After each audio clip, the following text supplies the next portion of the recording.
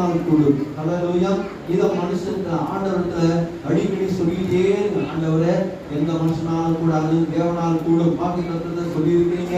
அதனால கண்டிப்பாக மனுஷனால் கூடாதுல தேவனால் கூடும். நீங்க கூட வைங்க, இந்த காரியத்தை செய்யுங்க, இதை நிறைவேற்றுங்க அப்படின்னு நம்ம சொல்லிட்டே இருந்தோம்னா கர்த்தர் நிச்சயமாக நம்முடைய எதிர்பார்ப்புகளை தேவன் என்ன பண்ணுவாரு?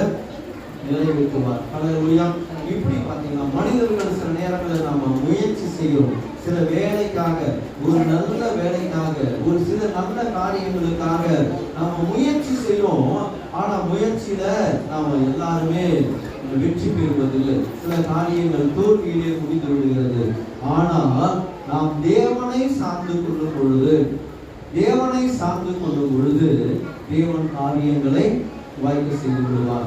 நம்மளா முயற்சி பண்ணி தோற்று போகிற காரியங்களை ஆண்டவருடைய சமூகத்துல போய் கொண்டு வந்து என்கிறான முடியலப்பா, இனிமேல் நீங்க பார்த்துக்கோப்பா அப்படின்னு சொல்லிட்டோம்னா கர்த்தர் நிச்சயமாக அதை என்ன பண்ணுவாரு? பார்த்துக் கொள்வார்.